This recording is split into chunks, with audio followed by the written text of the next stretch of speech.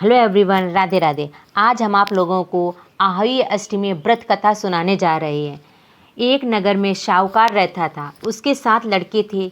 एक दिन उसकी स्त्री खदान में मिट्टी खोदने के लिए गई और ज्यों ही उसने जाकर वहाँ 7 कुदाली मारी, त्यों ही सेही के बच्चे कुदाल की चोट से सदा के लिए सो गए। इसके बाद उसने कुदाल को शाहू के खून से सना देखा तो उसे सेही के बच्चे मर जाने का बहुत दुख हुआ, परंतु वह विवश थी क्योंकि यह काम उसने अनजाने में हो गया था।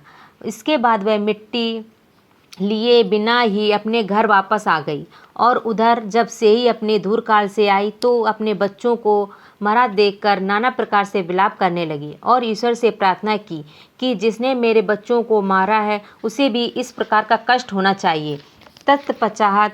तत्पश्चात सेही के श्राप से सेठानी के 7 लड़के एक ही साल के अंदर समाप्त हो गए, अर्थात मर गए। इस प्रकार अपने बच्चों को असमय काल के गाल में समाये जाने पर सेठ सेठानी इतने दुखी हुए कि उन्होंने किसी तीर्थ पर जाकर अपने प्राण गंवा देने की उचित समझा। इसके बाद वे घर छोड़कर पैदल ही किसी तीर्थ की ओर चल दिए और खाने की ओर कोई ध्यान न देकर जब तक इनमें कुछ भी शक्ति और साहस रहा तब तक वे चलते ही रहे और वे पूर्णतया अशक्त हो गए तो अंत में मूर्छित होकर गिर पड़े। उनकी दशा देखकर भगवान करुणा सागर ने उनको मृत्यु से बचाने के लिए उनके पापों को अंत किया और इसी अवसर में आकाशवाणी हुई कि हे सेठ, तेरी सेठानी ने मिट्टी खोदते समय ध्यान न देकर सेही के बच्चों को मार दिया।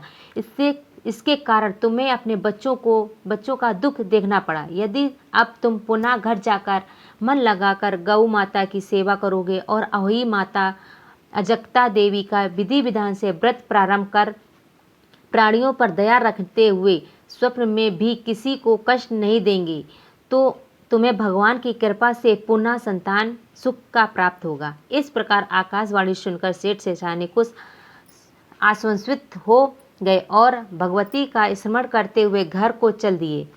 इसके बाद श्रद्धा भक्ति से न केवल अहोई माता के व्रत अपितु गौ माता की सेवा करना भी आरंभ कर दिया तथा जीवों पर भाव रखते हुए क्रोध और द्वेष का सर्वथा परित्याग कर दिया।